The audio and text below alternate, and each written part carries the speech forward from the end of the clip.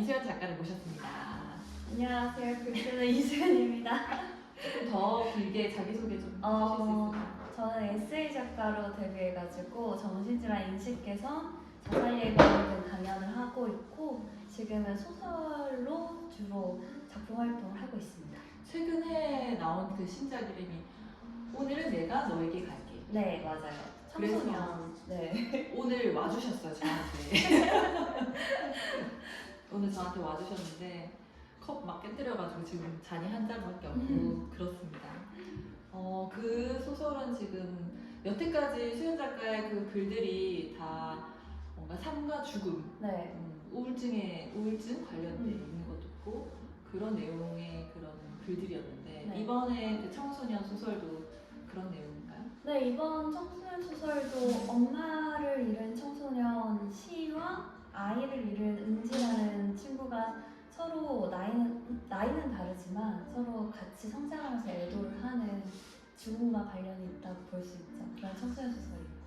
너무 최근에 나오는 바람에 제가 아직 못 봤거든요. 네. 어떤 사람들이 보면 좋은 책이에요? 청소년 소설이라고 하긴 하는데 아무래도 성인분들도 읽어도 좋다고 생각해요. 그러니까 청소년 소설이라는 게 청소년기에 읽어서 좋은 소설도 있지만 성인이 되면서 차차 이해하게 되는 것도 좋은 청소년 소설이라고 생각하거든요. 그래서 그런 의미에서 성인의 입장으로서 보면은 자신의 청소년기와 지금의 내 모습, 어른이 된 내 모습을 비교해 나가면서 보실 수 있습니다. 아니 그러고 보면 어린 왕자도 되게 제가 읽을 때만 해도 그 뭔가 동화 같으면서도 성인들도 볼 수 있는, 그쵸. 청소년도 볼 수 있고 초등생도 볼 수 있는 그런 스펙트럼이 굉장히 넓은 책이잖아요. 네. 그런 정도의 수준이라고 생각하면 될까요? 그거는 너무 스펙트럼이 넓고 네. 그래도 한 중학생 이상부터는 읽는데 큰 문제는 없을 것 같고 초등학생 분들은 또 조금 어렵지 않을까 생각은 해요. 그러면 중학생이면 거의 뭐 중2병 때문에 북한이 쳐들어오지 못한다는 말이 있을 정도로 강력한 네. 그 시기를 보내는 나이대잖아요. 그 친구들이 이 책을 보면 뭘 얻을 수가 있을까요?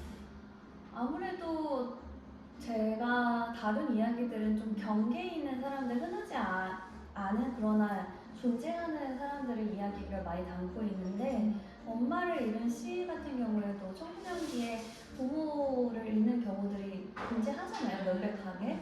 근데 이제 그런 친구들에 대한 이해를 할 수 있을 거고 상황적 이해를 할 수 있고 또 그 친구들의 이야기를 마주했을 때 내가 어떻게 할 수 있는지를 좀 더 폭넓게 알 수 있지 않을까 생각해요. 그래요? 부모를 잃은 청소년들도 이해를 할 수 있고 또 잃지 않아도 그런 친구들 주변에 있을 때 이해를 할 수 있고 예를 들면 저는 청소년기 때 부모님이 있긴 있었는데 사이가 되게 안 좋으셔서 네. 되게 힘든 청소년기를 보냈거든요. 그런 친구들한테도 도움이 될까요? 그쵸. 그런 친구들도 도움이 될 것 같고 또 한 가지 이 시라는 주인공은 학교를 그만두고 싶어 하거든요. 그래가지고 요즘 학교 밖 청소년 이야기들이 많이 나오잖아요. 학교를 그만둔 친구들을 학교 밖 청소년이라고 하고 있거든요. 학교 밖 청소년? 네. 그래서 학교 밖 청소년의 이야기들도 있어서 이제 진짜 그 나이 때 하는 진로 고민 그리고 학교를 그만뒀을 때 오는 여러 가지 경험이나 아니면 학교를 그만두기 위해서 부모님과 다투는 이런 모습들이 좀 담겨 있다고 보시면 돼요. 학교를 그만두고 싶어하는 친구들은 굉장히 많을 것 같은데 네. 그 친구들만 다 사로잡아도 거의 뭐 판매 순위 계속 1위 할 것 같은데 아직 그러지 못해서. 아 그래요? 학교를 그만두고 싶은 친구들 이 책을 꼭 보셔야 됩니다. 그럼 막 학교를 다시 가고 싶어 하게끔 그렇게 되는 건가요? 아니요, 그렇지 않아요. 전혀 그렇지 그렇지 않고 학교를 그만두든 학교를 그만두지 않든 상관없이 자신의 삶을 어떻게 살 것인가를 고민하게 만들죠. 그래서 저는 소설 속에서 어떤 답을 요구하지 않거든요. 그렇죠. 그래서 읽어도 그래서 학교를 그만두라는 거야 말라는 거야 라는 의문이 들 수 있는데 하지만 그 고민을 하는 과정이 중요하다고 생각하는 아, 근데 수연 씨 작가가 실례지만 어떻게 돼요? 네? 수연 씨 나이가 작가 나이가 작가 나이. 제가 뭐라고 그랬죠? 작가라고 하셔가지고 미안해요. 제가 94년생이고요. 올해 9년차 작가입니다. 그러면 나이가 어떻게 돼요? 33? 33이나 됐어요? 네. 20대인 줄 알았는데. 아니요. 만으로 32입니다. 그러면 지금 30대인데 청소년 소설을 쓴다는 건 뭐 청소년의 그 마음을 뭐 이렇게 같이 이해를 해야 되는 거잖아요. 네. 그러면 그때 자신의 그 청소년기를 계속 곱씹는 거예요? 아니면 그 친구들을 이렇게 취재를 좀 해서 하는 거예요? 실제로 취재도 했고요. 이제 제가 당시 청소년기에서 내가 어떤 고민을 했고, 내가 어떤 것들이 정말 간절하게 필요했는지를 다시 떠올리는 작업들을 많이 했어요. 그럼 되게 장단점이 있을 것 같아요. 아픈 시기에 대해서 계속 이렇게 곱씹어야 되니까 그걸 계속 떠올리는 건 좀 슬픈 일인 것 같고, 네. 또 좋았던 점은 그런 식으로 해서 좀 뭔가 해소하기 때문에 오히려 더 슬픔을 좀 떨쳐내는 시기가 되지 않을까 싶은데 책 준비하면서 어땠어요? 네, 항상 제가 쓴 소설은 감정적으로 무겁고 슬픈 주제가 많아서 실제로 글을 쓰다 보면 우울해지고 슬퍼지긴 해요.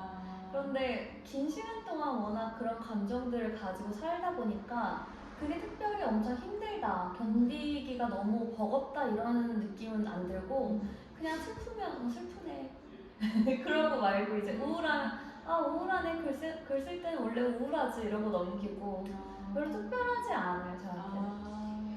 그리고 또 이제 계속 글을 쓰면서 그런 게 좀 그런 감정의 뭐 오르락내리락이 이제 좀 자연스럽게 진행되다 보니까 이제 좀 체화가 된 것 같기도 하고. 그쵸. 아무래도 글을 쓴 시간들이 있다 보니까 그냥 오히려 저는 마음이 되게 무겁거나 힘들면 글이 쓰고 싶어요. 근데 참을 수 없을 만큼 글이 쓰고 싶어지는 마음이 생기고. 진정한 작가 같아요. 저도 학교 다닐 때 작가 관련된 학과였으니까 글 쓰는 게 과제였단 말이에요. 네. 근데 어느 날은 너무 쓰기가 힘든 거예요. 그래서 교수님한테 너무 쓰기가 힘듭니다. 그러니까 교수님이 명쾌하게 글은 쓰지 말라고. 오. 쓸 말이 없으면 쓰지 말라고 얘기를 하셔서 그게 생각이 나는데 안 쓸 수가 없기 때문에 작가님이 쓰는 거잖아요. 그쵸. 그 동력이 뭐예요? 그 쓰겠다는 그 동력. 근데 저는 세상에 쓰고 싶은 이야기가 너무 많아요. 그래서 사람들이 이렇게 작품 활동을 이렇게 열심히 하는데 어떻게 영감을 얻냐 하는데 온 세상이 다 이야기고 다 사람 개개인마다 고유의 역사가 있잖아요. 그 사람들만의. 그런 거 하나하나를 보다 보면 정말 세상에 이렇게 많은 이야기가 있는데 쓰는 것들은 정말 무궁무진하지 않나?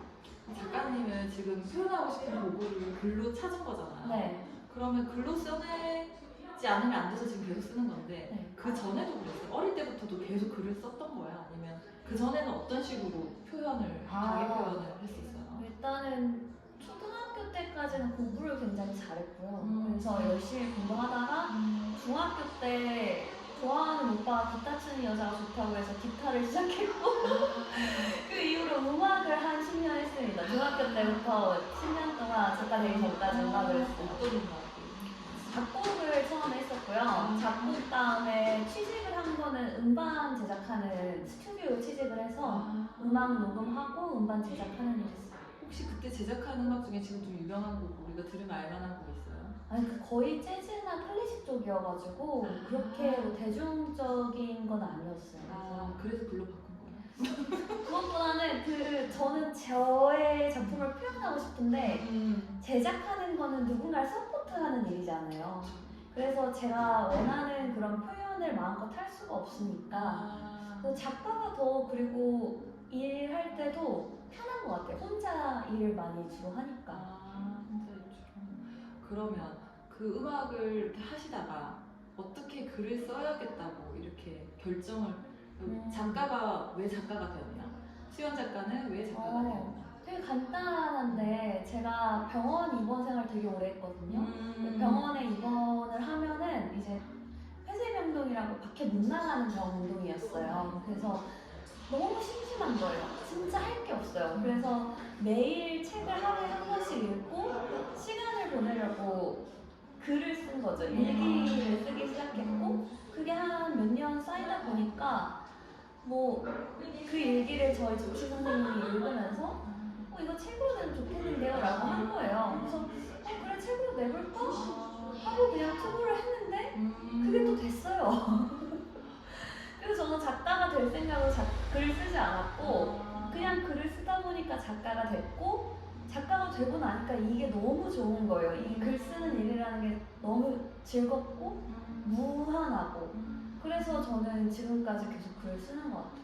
참고로 말씀드리자면 수연 작가는 좀 우울증이 네. 좀 깊어져서 병원 생활을 한 적이 있었고 그 병원 생활에서 이 글을 쓰다가 보니까 그 의사 선생님 제가 네. 듣기로는 그 안에서 책을 많이 읽다가 보니까 의사 선생님을 좀 이 상담에서 좀 익히고 싶어서 맞아요. 책을 더 독파를 했고 그러면서 더 글을 쓰고 책도 많이 읽고 원래 그 인풋이 많으면 아웃풋이 또 나올 수밖에 없는 것 맞아요. 같아요. 네. 그 안에서 인풋을 많이 하셨네요. 엄청 많이 했죠. 제가 도서관에 가면 그 일주일에 딱 한 번 보호자랑 동반해서 나갈 수 있었거든요. 그럼 도서관에 가서 책을 빌리는데 일부러 두꺼운 책만 골라서 빌렸어요.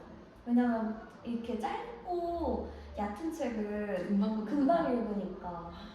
읽었던 것 중에 제일 두꺼웠던 거가 있어요. 이건 내가 봐도 좀 심한 양이었다. 병원에서 읽은 건 아니고 그 레프 톨스토이의 인생 독본이라고 1, 2권 나눠져 있는데 두께가 1, 2권 해서 이만하면 한 800장? 1000장? 되는데 1, 2권을 다 읽었어요. 얼마 만에? 반년 만에. 반년 만에? 네. 생각보다 많이 길은. 네네. 왜냐면은 이렇게 속독하는 스타일이 아니시구나. 네, 그러니까 천천히 매일 조금씩 읽고 싶어가지고. 거의 성경처럼. 네네. 왜냐면 다 너무 좋은 얘기들이라서. 그러면 800페이지 반년 동안 읽을 때는 그것만 읽는 거야? 아니면 그 사이에 다른 책들도 보면서? 다른 책들도 보면서. 다른 책들도 보면서. 이렇게 여러 가지 한꺼번에 읽는 네.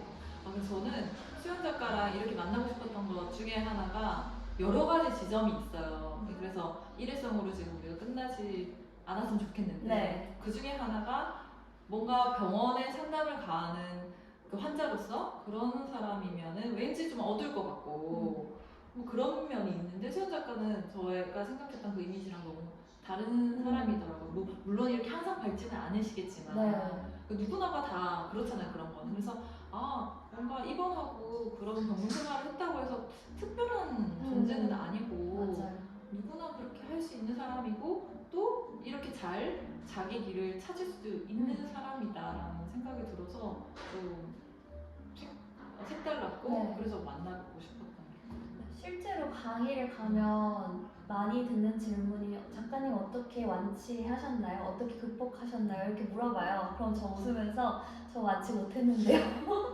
여전히 병원 가고 상담 받고 약 먹고 있는데 그나마 조금 나아졌다고 생각하는 건 예전에는 일상생활이 아예 안 됐어요.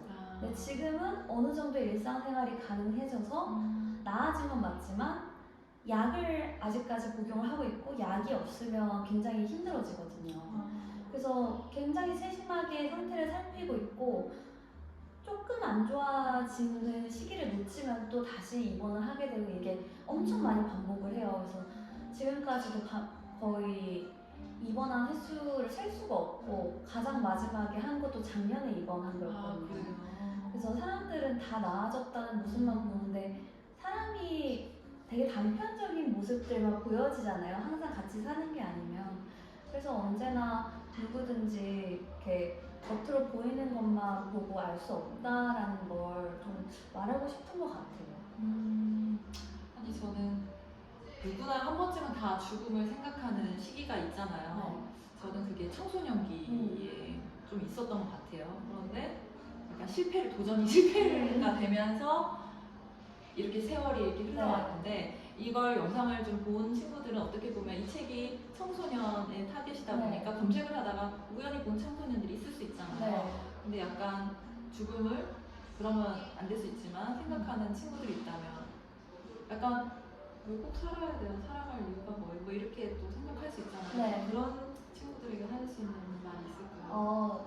제일 어려운 거는 살아갈 이유가 뭘까요? 이 질문을 많이 해요. 그래서 제가 이유가 뭐가 필요해? 그냥 살아있으니까 사는 거지. 그거 너무 되게 기아함처럼 기아함에서 작가님처럼. 근데 그게 있었어요. 예전에는 저도 사랑을 이루라는 게 뭘까? 사람의 가장 최종적 목표는 행복이라는데 난 행복하지 않은데 사랑할 이유가 없는 게 아닐까? 이런 생각들을 굉장히 많이 했거든요. 근데 이제 30대가 되고 나니까 조금 생각이 달라진 게 그때는 막 굉장히 뭐랄까 금방 몸도 회복되고 이렇게 활기차잖아요. 근데 30대가 되니까 가만히 있어도 곧 죽을 수 있겠다라는 생각이 내가 애쓰지 않아도. 네, 애쓰지 않아. 그래서 제가 그런 생각이 드는 거예요. 굳이 애쓰지 않아도 이루어질 일을 애쓸 필요가 있을까? 근데 반대로 그러면 어차피 죽을 건데 더 일찍 끝내나 네. 이렇게 또 생각할 수 있잖아. 저도 약간 그런 허무주의가 조금 있어요. 네, 그래서 저는 그냥 나 자신에게 새로운 기회를 주는 일이라고 얘기를 해요.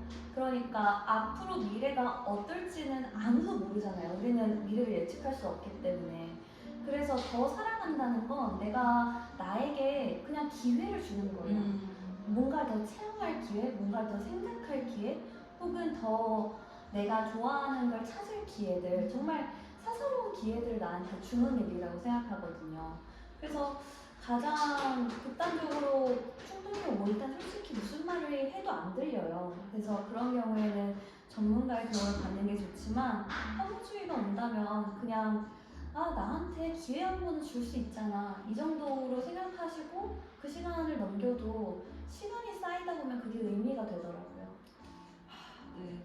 어떻게 우연히 이 채널을 보시게 되는 분이 그 청소년 중에 있고 또 청소년이 아니더라도 지금 뭔가 좀 너무 우울하고 슬픈 감정이 드는 분이 있을 수도 있을 것 같은데 이수연 작가도 그런 길을 걸어왔고 또 글을 많이 남겼으니까요. 한 번쯤은 이수연 작가의 글을 한번 읽어보면 또 공감과 위로와 또 좀 다른 생각을 할 수 있는 또 시간이 되지 않을까 싶습니다.